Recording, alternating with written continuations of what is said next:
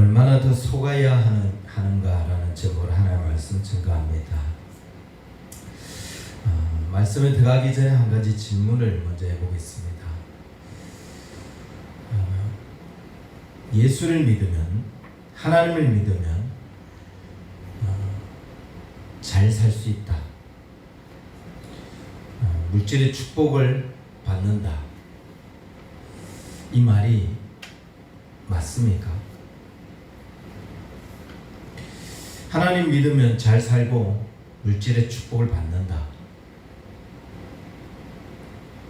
물질의 축복, 이게 하나님이 주시는 축복인가? 하나님이 주시고자 하는 축복인가? 어떻습니까?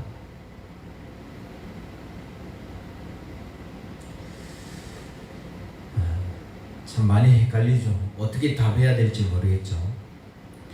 자, 그러면 물질의 축복이 하나님이 주시는 축복이고,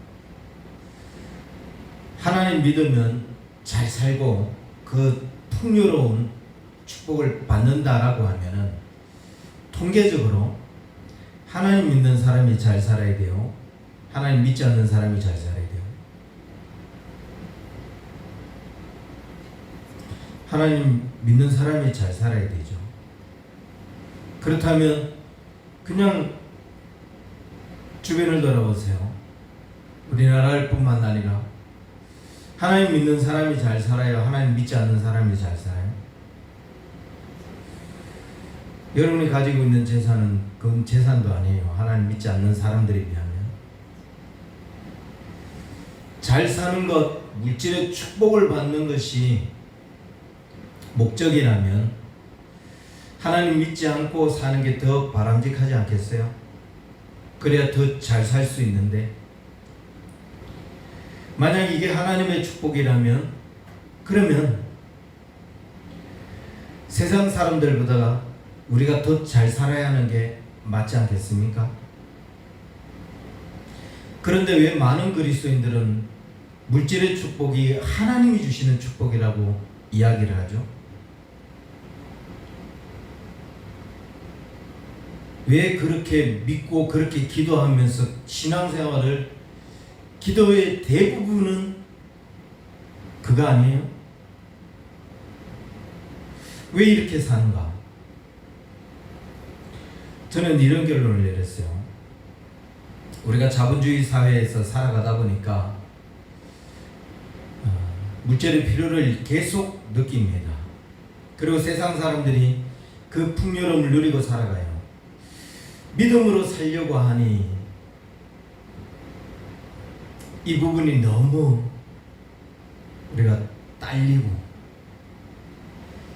그렇다고 해서 이걸 잃어버리고 전적으로 하나님께 순종하며 살려고 하니 또 우리의 성향이 또 그렇지도 못하고, 그래서 적당하게 하나님을 접을 수는 없지만 적당하게 믿으면서 사실은 물질을 쫓아 살아가고 있어요. 그러면서 자기 합리화를 시켜야 되잖아요. 이 물질 하나님께서 주신 거다. 내가 기도해서 얻은 거다. 하나님 나에게 축복해 주셔서 얻은 거다. 라고 하면서 자기 합리화를 시켜가야죠. 그게 계속 습관이 되고, 그게 한국 교회의 문화가 되어버려요. 그래서 마치 물질의 축복이 하나님이 주시는, 하나님께서 주시고자 하는 축복처럼 그렇게 생각합니다.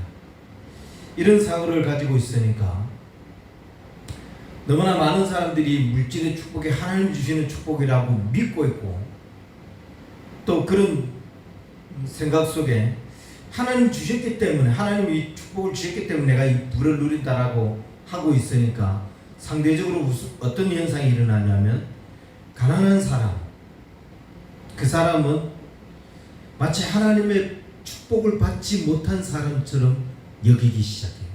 단정을 지어요. 뭔가 하나님 믿으면 사업이 잘 되고, 하나님 믿으면 교회도 잘 돼야 되고, 하나님 믿으면 풍성해야 된다.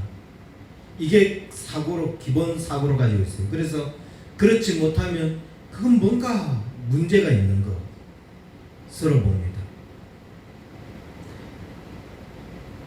하나님의 은혜를 잊지 못했기 때문에 안 되는 거라는 거죠. 자, 그 논리라면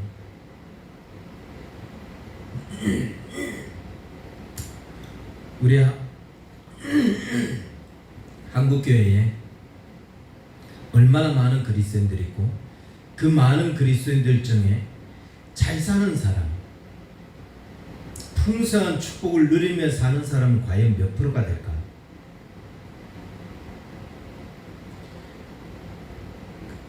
몇 안 되면 정말 잘 사는 그 사람들만 신실한 하나님의 사람들인가요? 평생을 가난하게 그 가난에 허덕이면서 믿음으로 살아가는 사람들이 참 많습니다. 이들은 하나님의 복을 누리지 못한 건가? 하나님의 축복을 누리지 못한 사람들인가? 어떻게 봐야 됩니까? 잘 사는 사람들만 하나님의 축복을 누리는 자들이고 잘 살지 못하는 사람들은 뭔가가 문제가 있어서 하나님의 축복을 누리지 못한 그런 사람들인가? 좀 더 극단적인 예를 들까요? 북한 여전히 믿음으로 사는 신실한 그리스도인들이 거기에 전해져 내려오고 있어요. 이들은 문제가 많죠. 그러니까 잘못 살잖아요. 이들 너무 문제가 많아서 못 사는 거잖아요. 그 논리란. 수많은 선교사님들이 선교를 하다가 복음을 전하러 가다가 가난에 허덕여서 생활고를 이겨내지 못해서 사역을 포기하거나 거기서 생을 마감하는 그런 선교사들이 너무나 많습니다. 이들은 뭔 문제가 그렇게 많아서 하나님의 축복을 받지 못하고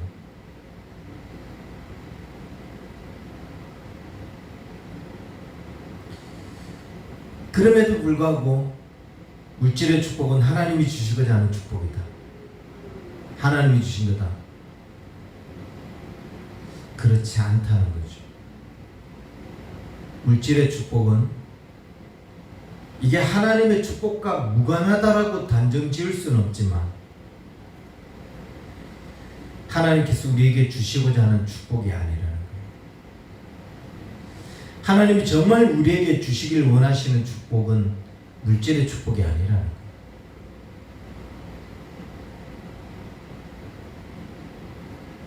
그러면 하나님께서 정말 우리에게 주시고자 하는 축복이 뭘까요? 하나님이 주시고자 하는 복이 뭔데 우리는 이 물질이라고 하는 여기에 사로잡혀서 이게 하나님이 주시는 축복이라고 그렇게 생각하고 마치 거기에 인생을 걸고 사는 사람처럼 거기에 자신의 신앙적 업적을 거기에다 다 세워놓고 잘 살면 축복을 받은 거고 못 살면 저주를 받은 것처럼 그렇게 단정을 지으며 평가하며 살아가는 것과 우리 몸의 장기 가운데 맹장이라고 하는 장기가 있어요. 소장과 대장이 시작되는 그 결장 이 사이에 이렇게 붙어있는 주머니만한 장기예요. 왜 이 장기를 맹장이라고 불렀을까? 고대 사람들이 이 장기의 기능이 뭔지를 몰랐어요. 그래서 그냥 맹목적인 장기다. 그렇게 해서 맹장으로 부르기 시작했다는 거예요. 그냥 계속 이렇게 불러왔어요. 맹목적인 장기. 이 기능이 뭐 있기는 있겠지. 있어도 별로 중요하지 않을 거야. 이거는 있어야만한 장기야. 그래서 거의 뭐 불필요한 장기 뭐 이 정도로 여겼던 거죠. 그래서 맹장에 좀 문제가 생겼다. 그냥 맹장 떼어냅니다. 떼어내도 아무 문제가 없다고 여겼어요. 영어로 맹장을 appendix라고 합니다. 부록이라는 거예요. appendix 이것도 그냥 결장 끝에 매달려 있는 거. 그냥 하나 이렇게 매달려 있는 거지. 이거 뭐 대단히 중요한 건 아니야. 부록처럼 그 장기들이 주요 장기들이 있는데 여기에 부록처럼 하나 턱 달려 있는 거 중요하지 않다고 여겼던 거예요. 그런데 의학이 점점 발달하면서 이 맹장의 중요한 기능들을 발견하기 시작하고 하나둘씩 밝혀지기 시작했어요. 그 중요한 기능이 첫 번째가 뭐냐면은 면역 기능이에요.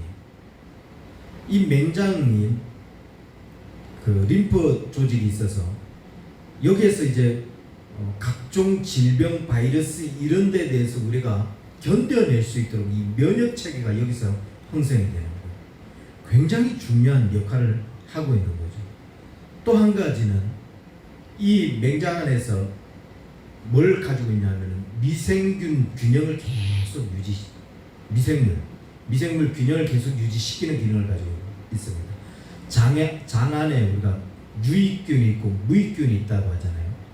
근데 이 무익균이 점점 많아지면서 유익균을 죽이거나 유익균이 점점 사라지기 시작합니다. 그러면은 이 맹장 안에서 유익균을 보관하고 있다가 균형이 좀 바란스가 좀 안 맞기 시작한다. 그럼 유익균을 또 내보내요. 그래서 이 유익균이 사라지면은 장에 굉장히 큰 어떤 질병들이 생기게 되는데 그 각종 질병들을 보호해주는 그런 역할 굉장히 중요한 거죠. 근데 그 굉장히 중요한 거를 지금까지 이 사람 안 하는 거 별로 관심이 없는 거 부록처럼 따라붙어 있는 거 서로 여겨왔어요.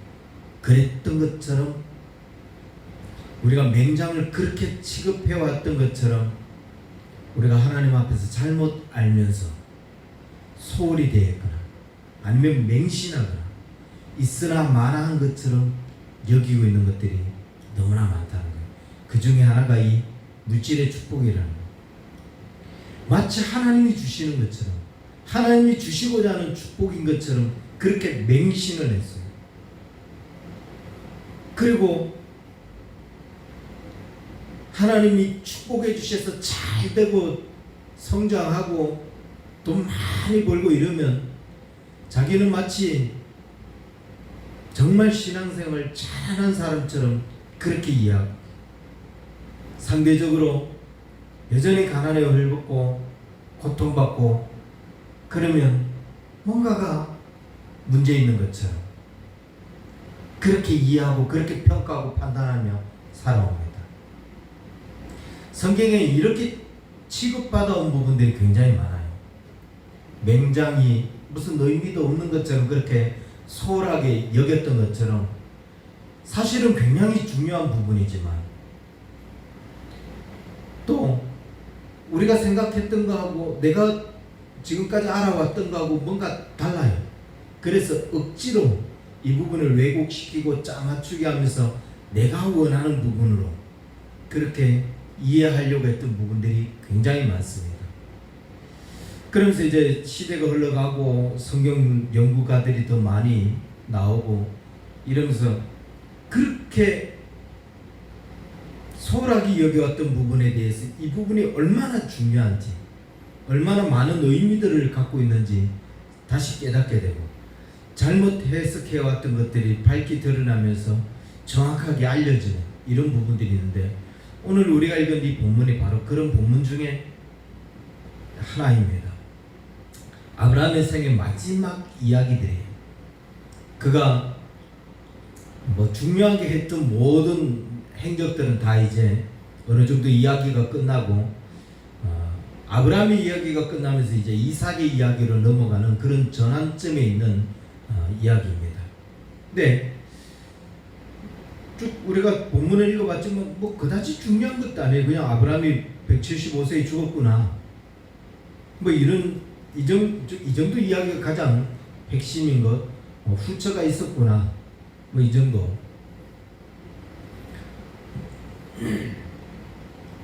큰 의미가 없는 것 같지만 여기에는 아주 중요한 메시지를 담고 있습니다. 이 본문을 통해서 하나님께서 우리에게 말씀하고자 하는 가장 중요한 메시지가 뭘까? 하나님께서 아브라함을 부르실 때 몇 가지 약속을 하신 게 있죠.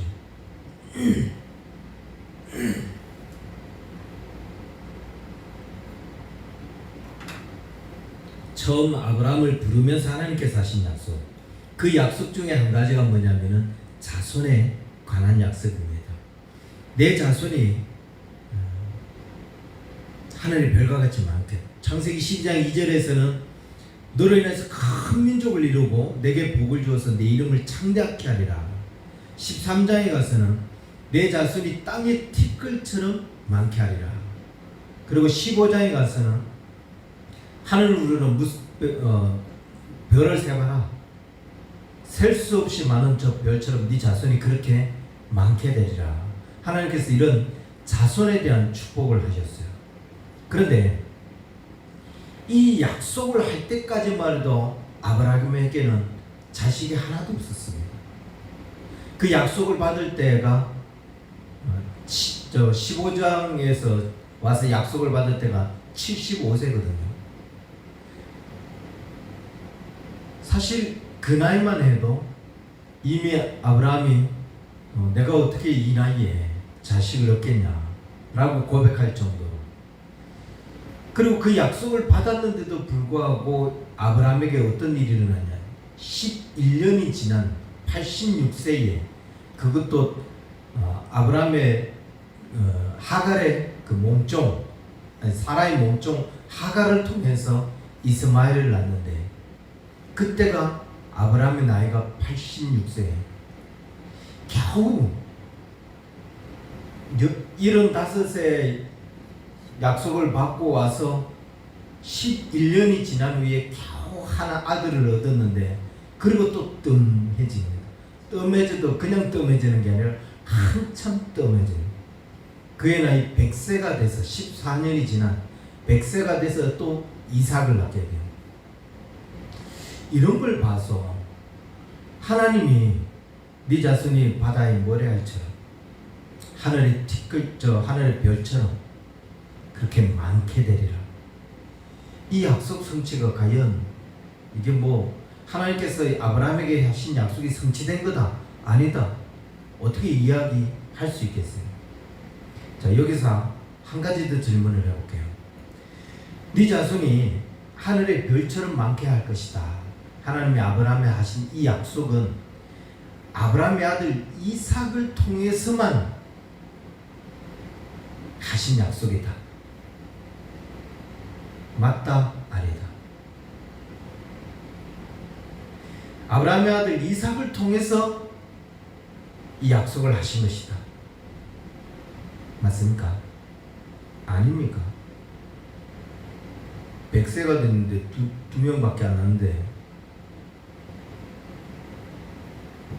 그러면 아브라함 이삭뿐만 아니라 이스마엘, 그리고 오늘 이 본문에 등장하고 있는 그두라의 후처 그두라를 통해서 낳은 6명, 이 모두를 통해서 한 약속이다.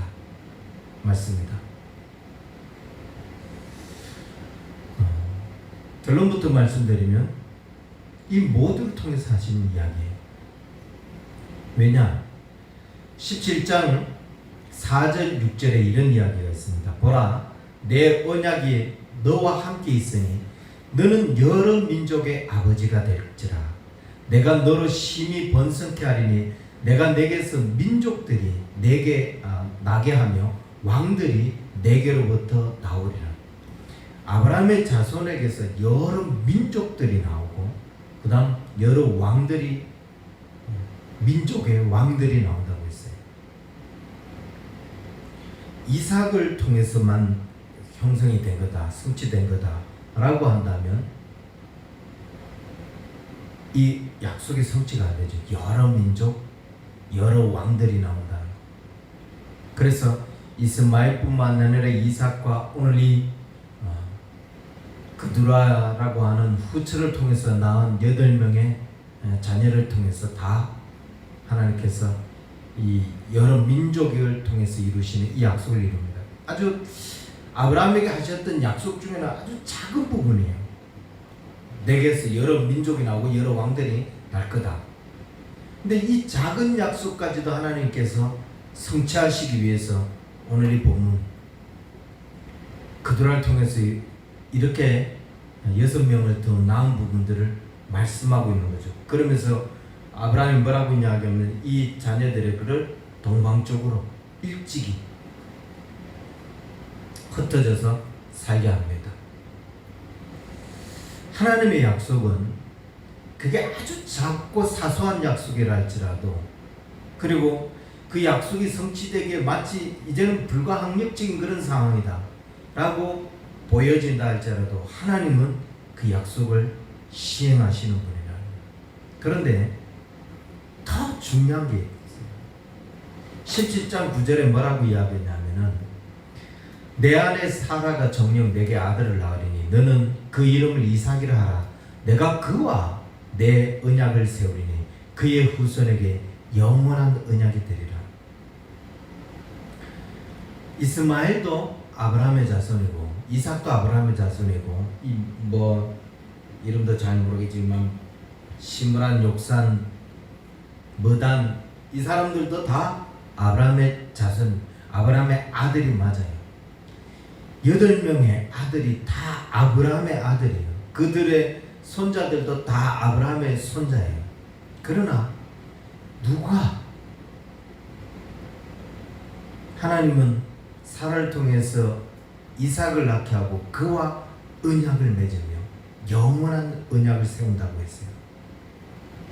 다 아브라함의 자손이지만 언약적 관계를 이루고 있는 게 가장 중요하다.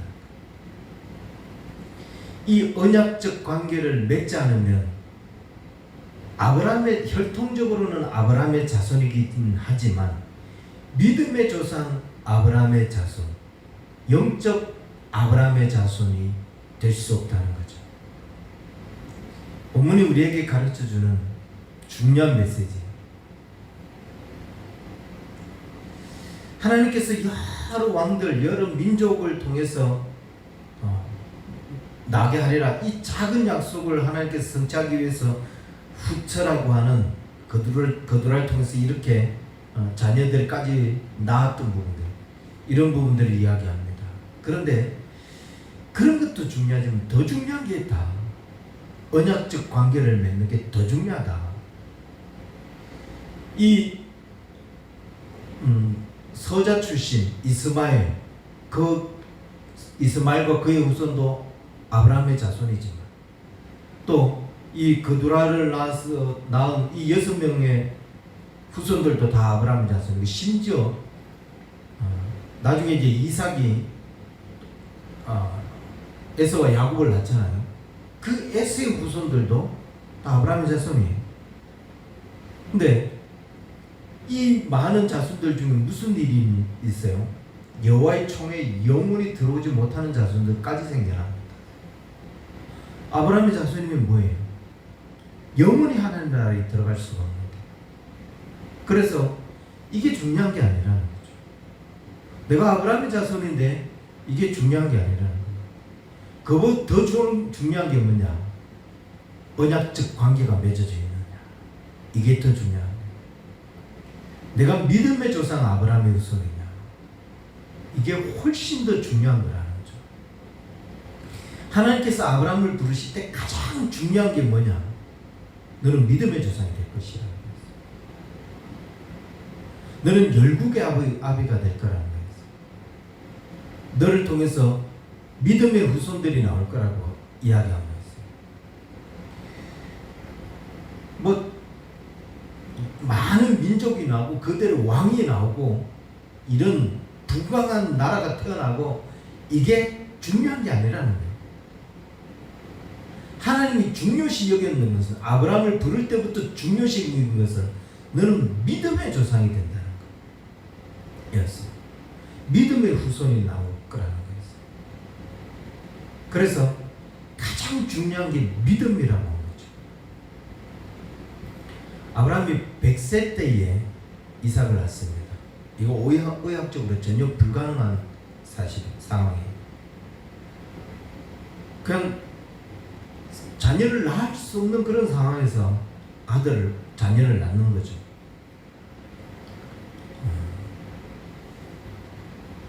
가축은 고목나무인데 그 고목나무에 버섯이 피어야 정상이다라고 하는데 그 죽은 고목나무에서 꽃이 막 자라기 시작하는 거예요.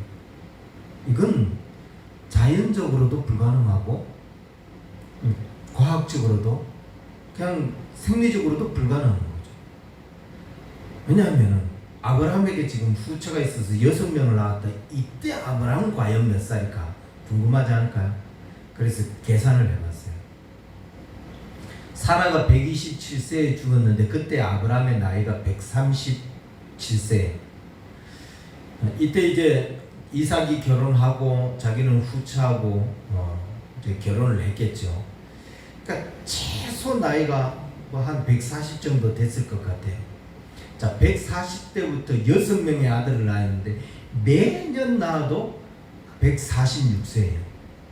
근데 뭐 우리가 자녀 생산이 그렇게 뭐 2살 타올러 낳았다 이러면 152세까지 아들을 낳은 거예요. 100세의 아들을 낳는 것도 기적 가운데 기적인데 하나님이 이 약속 하나 성취하시기 위해서 140세에 버섯이 피어야 될 고목나무에서 꽃이 피기 시작하면서 6명의 아들을 낳게 하죠. 아무한 거죠. 그냥 불가능한 일이 일어난 겁니다. 근데 이게 하나님의 역사예요. 그 약속을 소홀히 여기지 않으시고 그 약속을 성취해 가시는 하나님. 하나님 반드시 약속하셨다면은 이거 불가항력적인데요. 이제 끝났는데요. 라고 여기는 그 상황에서 하나님이 그 약속을 성취해 가시는데 지팡이를 집어야 아브라함이 175세에 죽었어요. 늙고 오늘 본문에 그렇게 표현하고 있잖아요. 나이가 높고 늙어서. 근데 사실 뭐 아들을 낳을 때 비하면 뭐 한 15년 전인데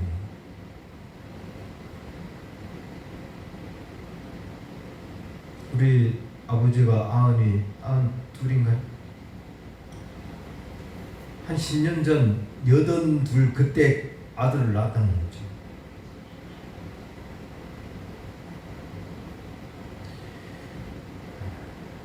전혀 불가항력적인 그런 상황이지만 하나님은 그 약속을 이루어 가십니다.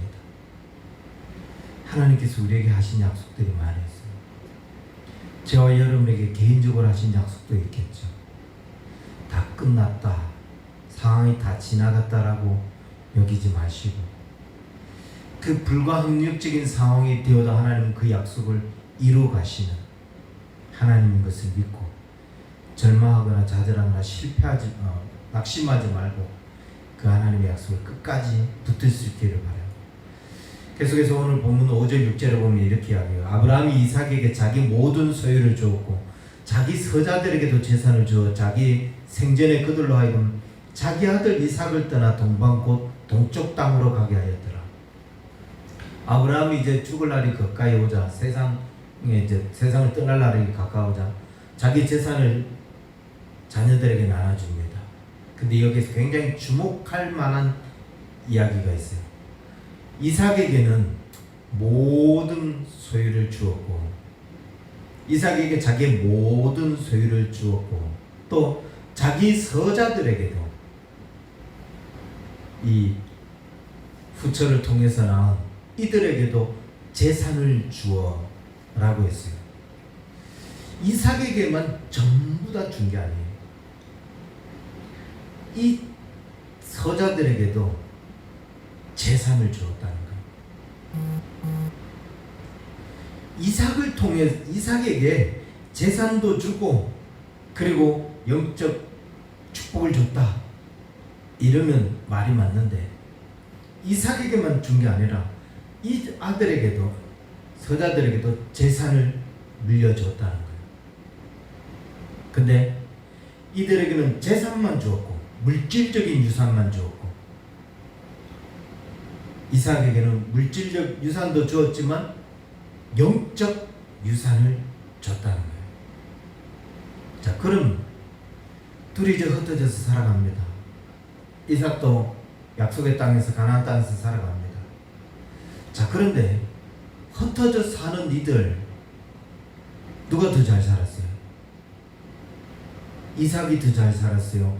이스마엘이 더 잘 살았어요. 이 동쪽 땅으로 간 이 자손들이 더 잘 살았어요.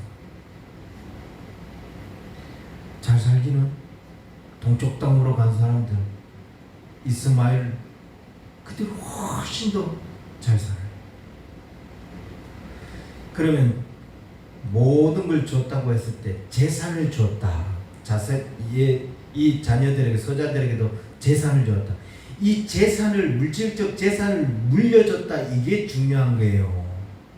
아니면 물질적인 재산도 줬지만 영적인 유산을 물려줬다. 이게 중요한 거예요. 뭐가 중요한 겁니까? 저는 이 본문을 묵상하면서 제일 먼저 들었던 안타까운 마음이 뭐였냐면, 아브라함에게 이렇게 많은 자녀가 있는데, 아브라함이 또 누구예요? 믿음의 조상이잖아요. 아브라함의 그 믿음을 보고 하나님께서 의로 여겼다고 했어요. 그 행동을 보고. 그런 믿음의 조상을 내 아버지로 뒀는데, 내가 그 아들로서 그 믿음을 물려받지 못했다. 이건 정말 저주 중에 그런 저주도 없죠. 그 훌륭한 믿음의 아버지를 뒀는데도 불구하고 그 아버지의 믿음을 물려받지 못했다는 것은, 그 믿음을 물려받지 못하고 물질만 그냥 물려받고, 이거 얼마나 불행한 인생이에요. 그런데 이 아들들이 이삭을 빼놓고 다른 아들 다 그런 물질만 물려받은 거예요. 뭐 잘 살고 부강한 나라가 됐습니다. 그리고 이삭은 그다지 그냥 그런 인생을 살았어요. 어쩌면 이렇게 생각할 수도 있어요. 목사님, 이삭에게 물질의 축복도 받았잖아요. 아브라함께서 재산도 주고 영적 유산도 줬잖아요. 그러니까 물질의 축복, 재산의 그거 하나님이 주시는 축복이 맞잖아요. 라고 생각할 수 있어요. 아까도 이야기했지만 이 서자들에게도 재산을 줬고 이삭에게도 재산을 줬기 때문에 재산을 줬다는 게 중요한 거냐. 서자들에게 재산을 줬지만, 그리고 이삭에도 재산을 줬지만 이삭에게는 다른 거, 영적인 유산을 같이 줬다. 이 단어 중에 하나님께서 지금 강조하는 게 뭐예요? 재산, 아브라함 자손은 다 가져간다. 부모의, 그거는 세상 사람들도 내가 아버지 아들이라면 그 부모에게서 재산 물려받는 거 그냥 달라고 소리 안 해도 그거 흘러내려오는 거다. 중요한 건 내가 영적 유산을 물려받았느냐 안 받았느냐, 그게 중요한 거라는 거예요. 근데 이삭에게는 그 영적 유산을 줬다, 이걸 이야기하고 있는 거죠. 성경의 대부분에 하나님께서 뭐 어떤 물질의 은혜를 입었다 뭐 이런 부분에 혹 나오는 부분이 있다면 그 부분은 뭘 이야기하기 위한 거냐? 믿음을 하나님께서 그의 가정에 흘려보냈다, 이걸 이야기하는 게 대부분이에요. 마태복음 7장 6절에 보면 이런 말씀이 있습니다. 거룩한 것을 계획해 주지 말며 너희 진주를 돼지 앞에 던지지 말라. 그들이 그것을 발로 밟고 돌이켜 너희를 찢어 상하게 할까 염려하라. 거룩한 것은 계획에도 주지 말고 돼지 앞에 던져지지도 말라는 거예요. 근데 이 자녀들이 8명의 자녀들이 있는데 다 재산을 줬어요. 그런데 뭐만 안 줘요? 거룩한 건 안 줬어요. 언약적 관계를 맺게 하는 거예요. 이삭도 받았고 다 받았어요. 똑같이 받았어요. 물질. 그건 거룩한 게 아니에요. 그건 걔 앞에 아무나 던져주는 거예요. 돼지 발 앞에 막 다 던져놓는 거, 그게 물질이에요. 그건 거룩한 게 아니에요. 거룩한 것을 계획해 주지 말며 오직 이삭에게만 준 것.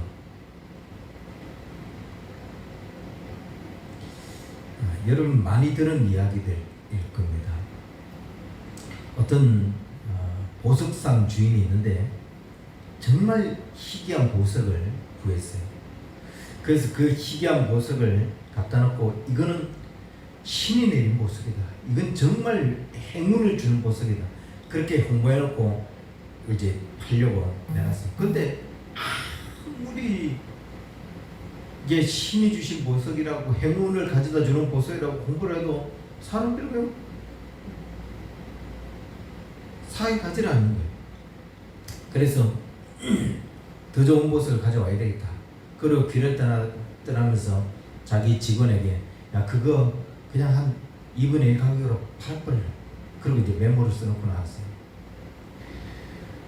갔다 왔는데 이제 더 좋은 보석을 가지고 왔는데 이 보석이 다 팔린 거예요. 역시 반값으로 후려치니까 잘 팔리는구나. 그렇게 여기고 이제 직원의 보고를 받으려고 통장을 봤는데 아니 생각지도 못했던 어마어마한 돈이 들어와 있는 거예요.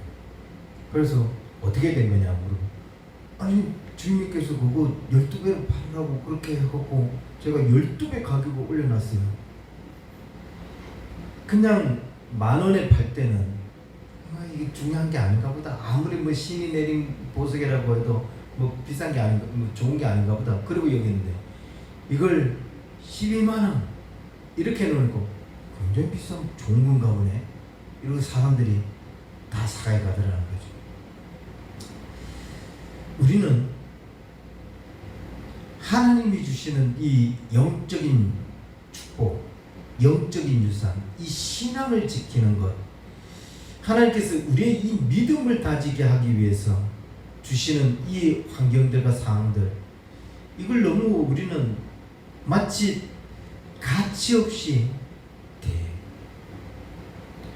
물건의 가치를 높여놓으니까 사람들이 그게 정말 좋은 것처럼 알고 덤벼들고. 그런데 우리에게 정말 가치 있는 게 뭐예요?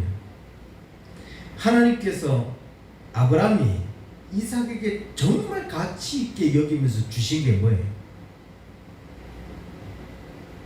개에게나 던져주는 그런 재산입니까? 아니라는 거예요. 믿음. 그 믿음을 붙드는 것.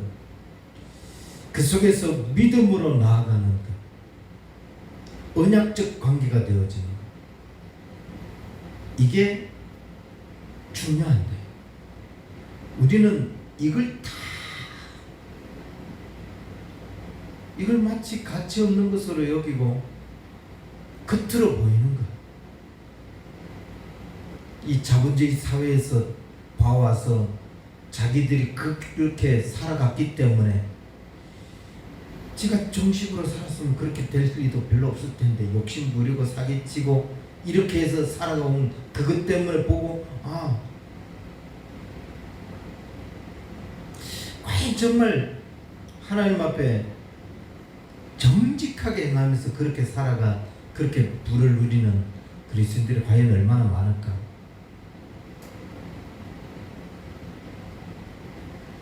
하나님이 중요시 여기는 것은 그런 유산이 아니라는 겁니다. 물질에 더 이상 우리가 현혹되지 말고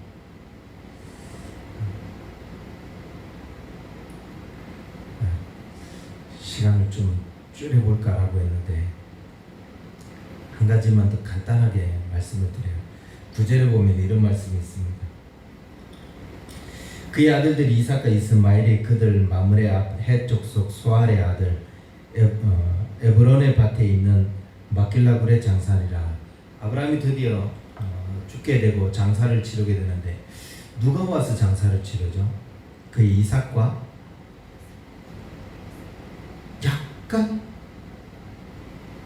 뜬금 이스마엘이 거기 등장합니다. 이스마엘은 언제 아브라함 곁을 떠나죠? 그가 14살이 되어서 때 이삭이 태어나요. 자기가 하갈이 이삭을 아브라함을 통해서 이스마엘을 낳았을 때 하갈이 자기 주인 사라를 무시하기 시작합니다. 그것 때문에 내쫓임을 당하는 거죠. 이런 상황에서 둘은 두 번 다시 만나지 못하는 그런 세월이 흐릅니다.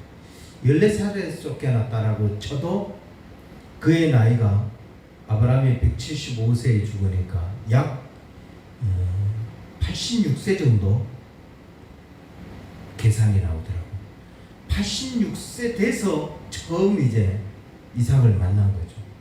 오랫동안. 근데 그 시간에 왜 그가 등장했는지도 모르겠어요. 거기 왜 나왔는지도 모르겠어요. 그런데 아마 이런 일이 일어나지 않았을까. 이삭과 이스마엘이 오랫동안 떨어져 있다가 만났으니까 뭔가 많은 대화를 오가겠죠.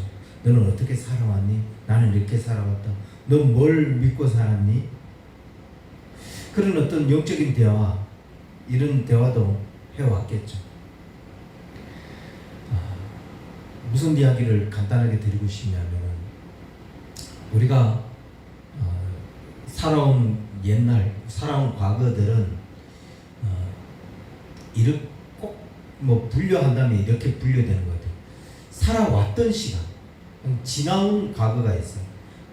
단순히 그냥 지나왔던 과거가 있고 살아온 과거가 있어요. 과거에 했던 일이 지금도 계속 이어지는 그런 과거가 있어요. 잘 분류하는 것 같아요. 무슨 말이냐면은 그때 잊고 싶은 과거, 기억하고 싶지도 않은 과거는 지나온 과거죠. 그냥 그때 단절시키고 왔죠. 그런데 살아온 과거, 그때부터 계속 지금도 이어오고 있는 뭔가가 있어요. 이건 계속 이어오고 지켜와야 된다고 여기는 과거가 있는 거죠. 아브라함과 이삭이 만났는데 어떤 과거를 살아온 거죠? 두 사람은 86년 한 70년의 세월을 서로 떨어져서 살아왔는데 어떤 시간을 살아온가요? 이삭은 그때부터 지금까지 계속 언약적 관계 속에서 믿음을 지켜오는 지나오는 과거를, 이어오는 과거를 살아가고 있는 거예요. 근데 이스마엘이 뜬금없이 있다가 여기에 등장했는데 이스마엘의 그 과거는 무슨 과거예요? 그냥 지나왔던 시간이에요.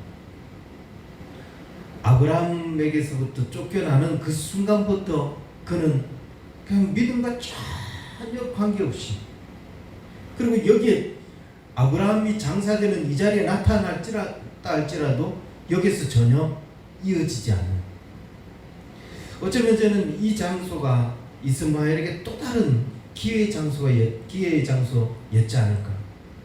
아브라함 아버지가 강조했던 건 이런 거였어 라고 이야기했을 때 이스마엘이 눈치채고 그렇게 믿음으로 살아야 되는구나, 떨어졌던 과거를 이을 수 있는 그런 기회가 되었을 텐데, 우리는 어떤 과거를 살아가고 있습니까? 어떤 시간들을 살아가고 있습니까?